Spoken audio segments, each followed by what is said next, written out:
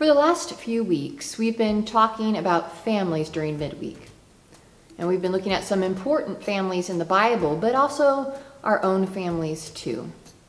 And in every story that we've talked about so far, at least one family member has messed up big time. We've heard stories of lies and deceit and disagreements and jealousy and selfishness and even murder. And sure, some of those stories are pretty extreme, like Cain killing his brother Abel. But they're not all that different from our own family stories in important ways. You see, in every family, there are plenty of opportunities to give and receive forgiveness. There are so many reasons why we might need to forgive a family member, especially siblings.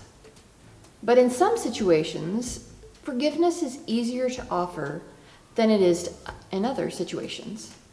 It is really one thing to forgive a sibling for eating your candy or your leftovers, but it's a lot harder to forgive them for lying to you or embarrassing you or talking negative about you to others.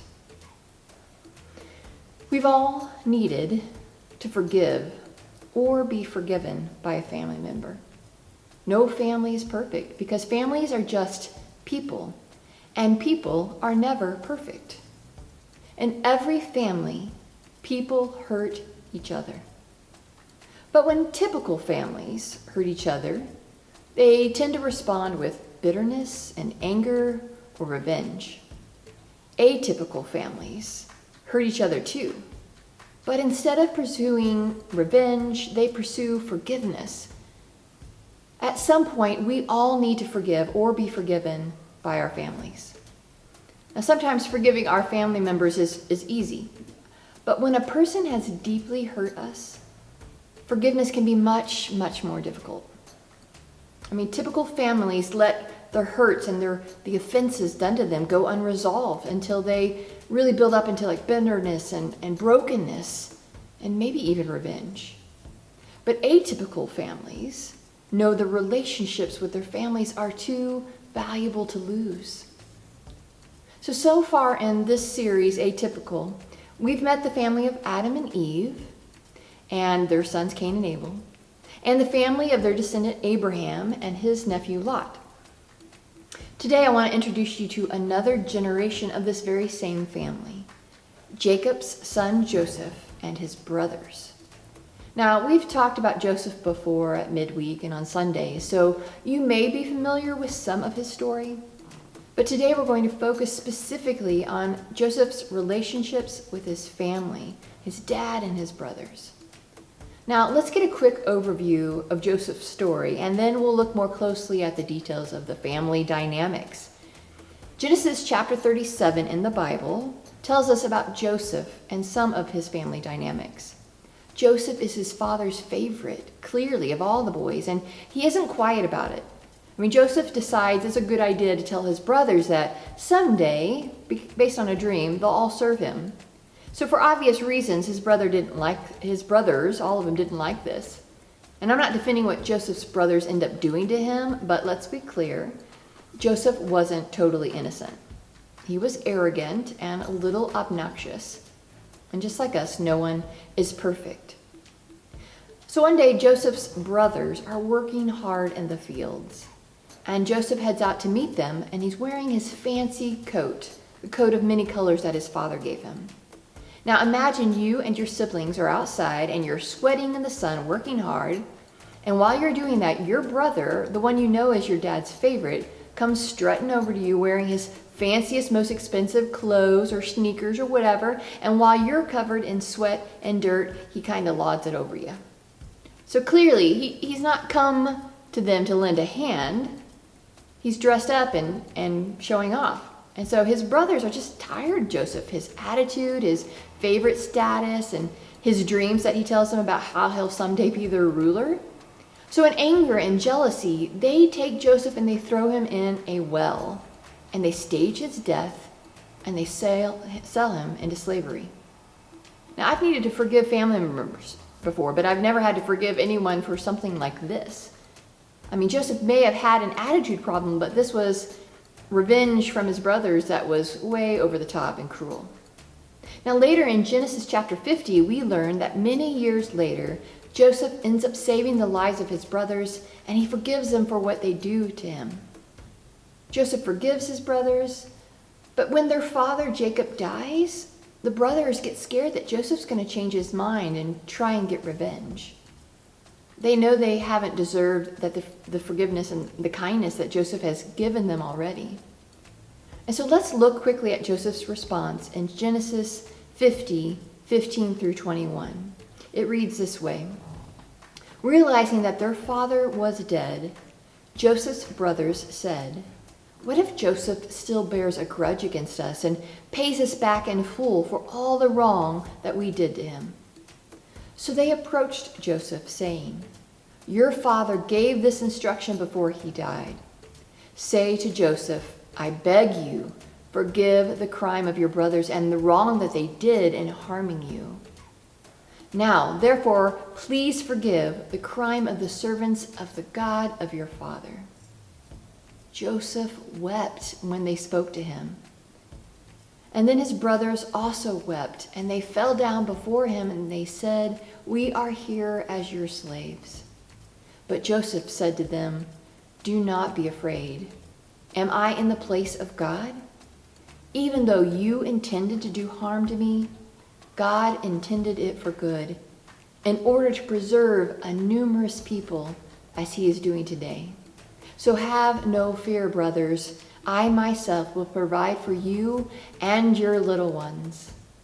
And in this way, Joseph reassured them, speaking kindly to them. Guys, Joseph had every reason to be angry at his brothers over what they did to him, but Joseph chose forgiveness instead of bitterness. The kind of forgiveness that Joseph showed his brothers isn't typical. It's hard to understand it, but that's the kind of forgiveness that God has shown to us through Jesus. Now, throughout this series, we've been saying that if you want God to use your family to do atypical things, sometimes you have to be the first person in your family to do something atypical. And that's what Joseph did. And it's what Jesus teaches us to do as well throughout the New Testament. When you've been hurt by someone in your family, the typical response is to get bitter or to take revenge or to give the silent treatment. But Joseph chose to do the atypical thing. He showed his brothers forgiveness and kindness and compassion. Not so typical families forgive each other through Christ's help. Now, in just a second, I'm going to share some action steps you can all take towards forgiveness. But first, I want to acknowledge that this conversation might be confusing to some people watching this. Now, you might have had a family member or have a family member who has hurt you so deeply or so repeatedly that the idea of forgiving them like Joseph forgave his brothers seems impossible. And I want to be really clear. If anyone in your family or not in your family has hurt you or continues to hurt you physically, emotionally, or sexually, this conversation is not really for you at this time.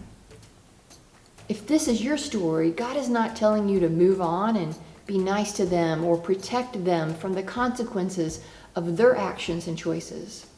That's not the point of this conversation. If that is your story, here's what I want you to do. I want you to tell a trusted adult today. Don't hesitate. But if it's not your story, let's keep talking. Because just like forgiveness changed Joseph and his family for the better, being eager to forgive can change your family for the better too. So how do you forgive a family member when they've hurt you? Forgiveness doesn't have to be complicated. It could be as simple as admitting that you've been wrong, acknowledging that they've hurt you, telling God that you need help to forgive them, asking God to heal the parts of your heart that have been so hurt and are hardened towards them. Maybe choosing to focus on moving forward instead of what happened in the past or repeating it. Forgiving yourself and asking for forgiveness, if you need to, for the part that you played in what happened in your family. Now, I want you to think right now about a family member that you need to forgive. Now, imagine how you and your family could be transformed if you were willing to choose forgiveness over bitterness or revenge. How do you forgive, and how could this forgiveness change your attitude or perspective? How do you think forgiveness could change the person that you're fighting with? How do you think forgiveness could begin to change your family's pattern of behavior in the long term? Forgiveness is tough. It's hard, but it isn't impossible. And isn't it amazing that we get to forgive others in the same way that God has forgiven us? Here's what I'd like to invite you to do right now. I want you to identify someone in your family that you need to forgive. Literally write their name down somewhere and commit to pray for them as you write it down. And I want you to think about why you want to forgive them. Is it because you're tired of feeling angry? Is it because you don't want to become bitter? Because you miss having a close relationship with them? I want you to write that down too. What are you missing? And just hang on to that paper. Let it be a reminder of your commitment to forgive instead of taking revenge or leaving the relationship broken. Forgiveness is often a process. So while you learn to forgive, you may need to be reminded of why it's worth it. Forgiveness is something we can offer to those who hurt us, but it's also really a gift we give ourselves. Unforgiveness leaves us feeling bitter and angry and closed off to others. We lose when we hold on to it. But when we let God help us forgive, we find healing and hope and freedom. Now, we've talked about a lot of difficult things in the past few weeks. That's because our families can be pretty difficult sometimes, and for some of you, worse than others. But our imperfect families are not hopeless. Like Adam and Eve, who we talked about the first week, that not so typical families can be used by God. And like Abraham and Lot last week, not so typical families pray for each other. And like Joseph and his brothers, not so typical families forgive each other. We've said each week, it is not your job to fix your family. But if you want to see your family be used by God to do atypical things in the world, you have a role to play. Pray for your family. Have tough conversations with your family. And forgive your family. Because when it comes to your family, don't be typical. We'll be praying with you and for you and your families during this season.